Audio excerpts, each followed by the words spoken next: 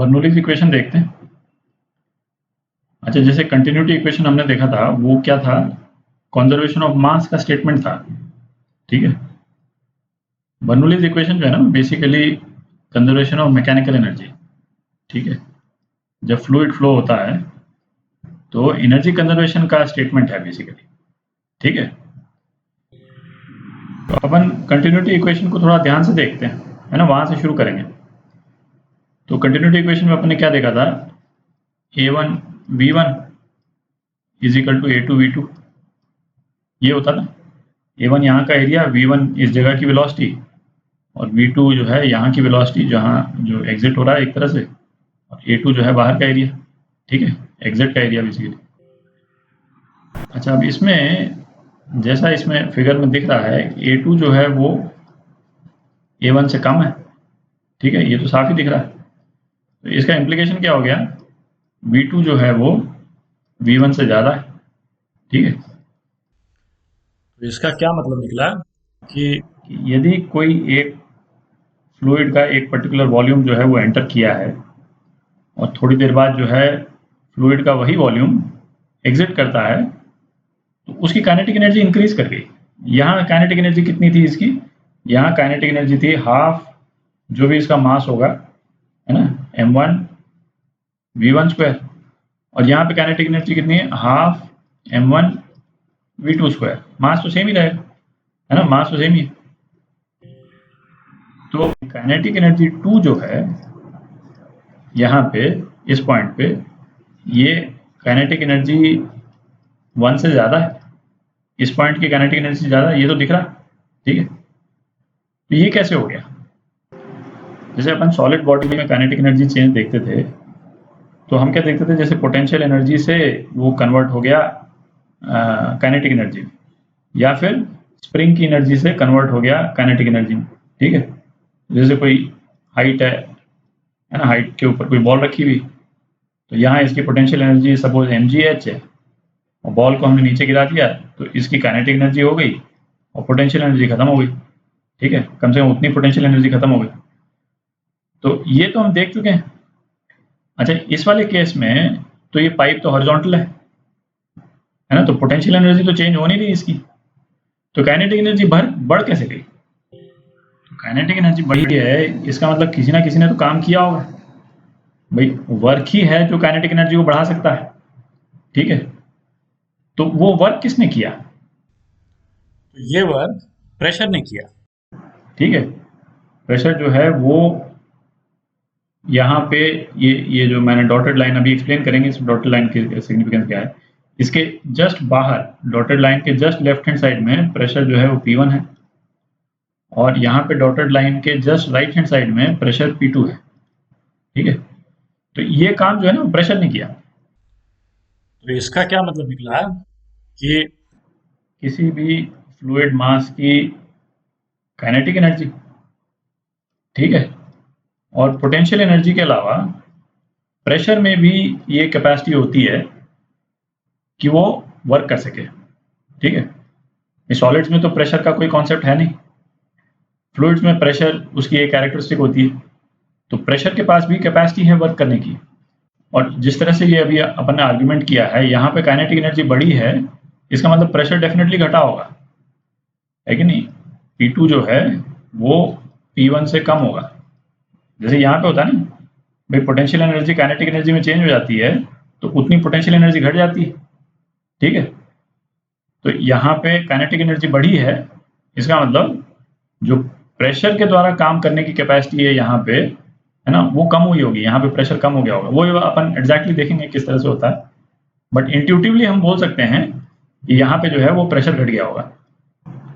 अच्छा, pressure work करे, ये है ना, इंट्यूटिवली हमको मतलब दिखता नहीं है बहुत इजीली, क्योंकि रियल लाइफ एग्जांपल में इस तरह के एग्जांपल जो है वो उतने रेडिली देखने को मिलते नहीं है, और या फिर दिखते भी हैं तो हम मतलब उसको उस तरह से देखते नहीं है।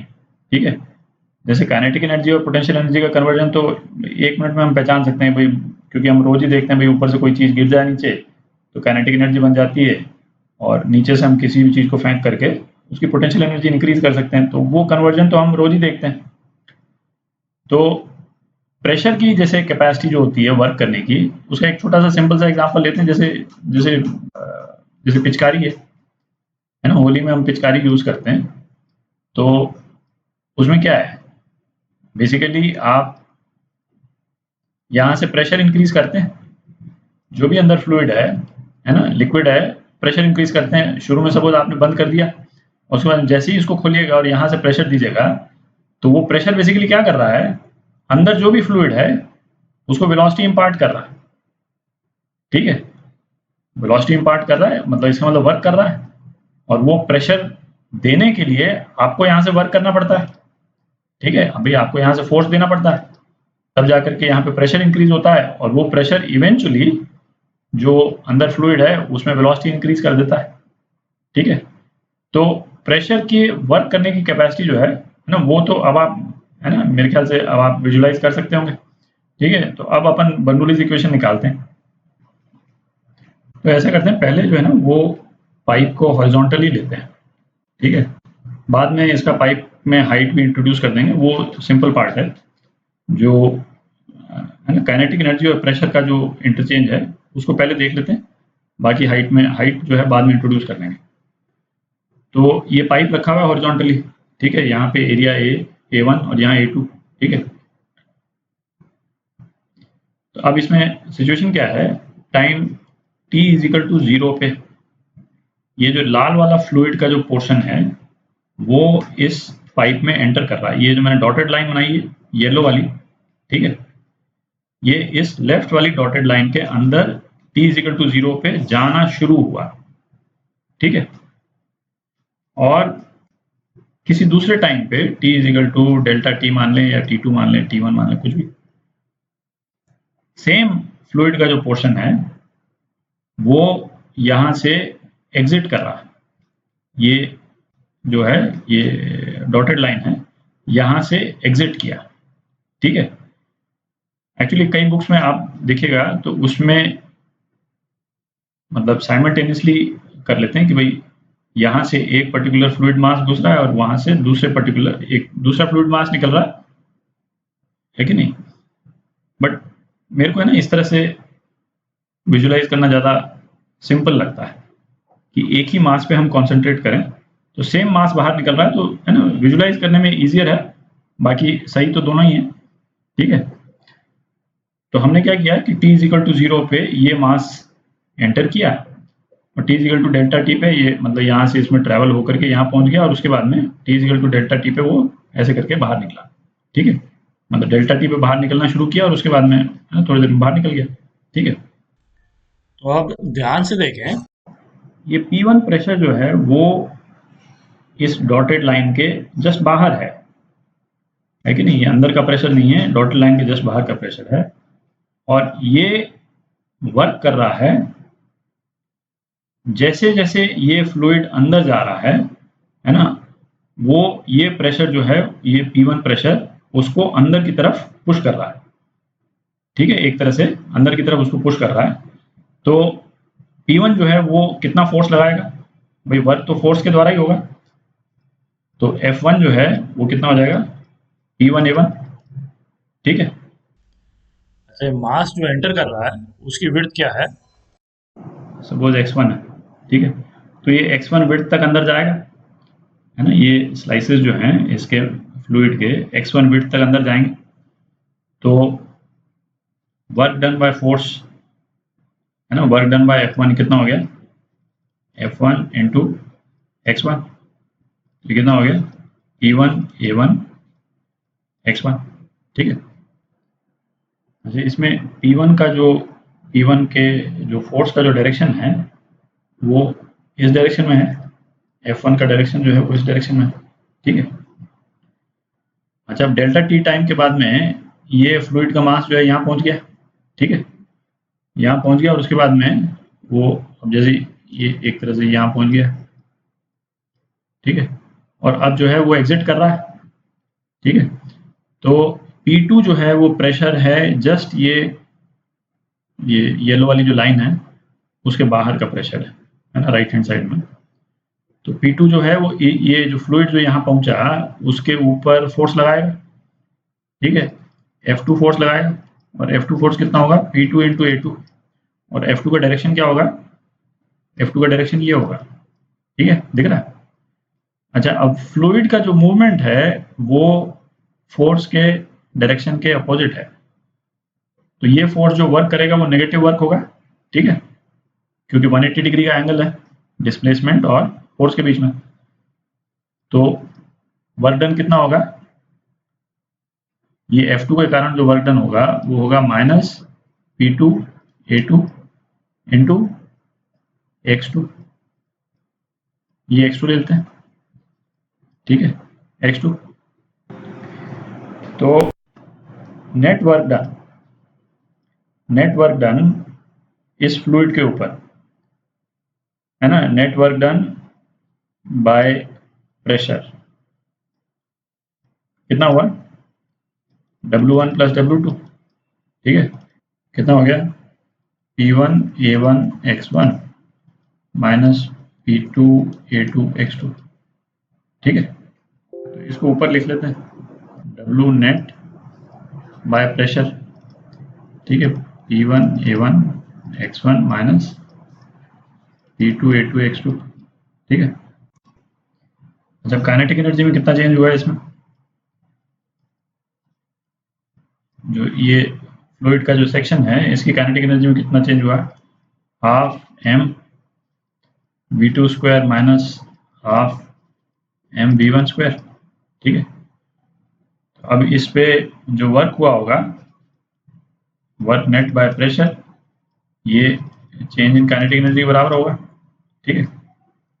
तो क्या हो गया P1 A1 X1 minus P2 A2 X2, ये किसके बराबर हो जाएगा, half m v2 square minus half m v1 square, ठीक है। तो अब इसको हम लिख सकते हैं भाई P1 A1 X1 क्या है, ये वॉल्यूम है इसका, ये फ्लूइड का जो पोर्शन जो अंदर इसमें गया था है ना, उसका वॉल्यूम है, तो P1V माइनस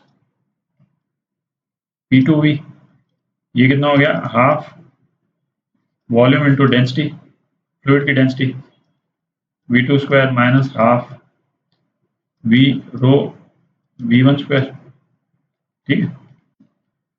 तो इसको रीअरेंज करके हम लिख सकते हैं P1 plus half rho V1 square is equal to P2 plus half rho V2 square, ठीक है। बट ये बेसिकली यही बर्नौली इक्वेशन है ना, पोटेंशियल एनर्जी वाला एलिमेंट भी अभी डाल देंगे इसमें, बट यही बर्नौली इक्वेशन है, ठीक है। अब इसमें हम देखें तो जैसा अपन पहले डिस्कस कर रहे थे कि V2 जो है वो V1 से ज़्यादा है, ठीक है, तो P2 जो है वो P1 से कम होगा, दिख रहा है। और इसको एक और फॉर्म में लिख देते हैं कि कभी भी कोई फ्लूइड है यदि वो फ्लो कर रहा है तो P प्लस हाफ रो V स्क्वायर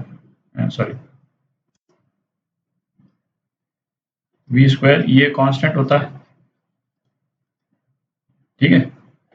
अब ऐसा करते हैं पोटेंशियल एनर्जी भी इंट्रोड्यूस कर देते हैं इसमें, तो है ना, वो पाइप का शेप जो है वो डिफरेंट कर देते हैं थोड़ा, तो पाइप का ये शेप कर दिया है ना, एग्जैक्टली सेम सिचुएशन है ना, उसको दोबारा से हम नहीं प्रूव करेंगे, एक्सेप्ट कि पहले वाले जो पोर्शन में y1 जो है हाइट पे था जो शुरू वाला फ्लूइड, और जब वो पाइप से एग्जिट कर रहा है तो y2 हो गई इसकी हाइट, ठीक है। बाकी तो सेम आर्ग्यूमेंट्स हैं। तो अब हम एक चीज़ तो देख ही चुके हैं कि work done net by pressure वो चेंज इन काइनेटिक एनर्जी के बराबर था, ठीक है। Change in kinetic energy plus change in potential energy भी कर देते हैं, है ना, एक ही बात है, ठीक है। तो चेंज इन काइनेटिक एनर्जी जो है वो क्या हो गई थी, half m v2 square minus half m v1 square, ठीक है। और चेंज इन पोटेंशियल एनर्जी क्या हो जाएगी, m g y2 minus m g y1, ठीक है। और ये कितना हो जाएगा P1V माइनस P2V, ठीक है। और m की जगह हम वी रो डाल दें, ठीक है, वॉल्यूम इनटू डेंसिटी।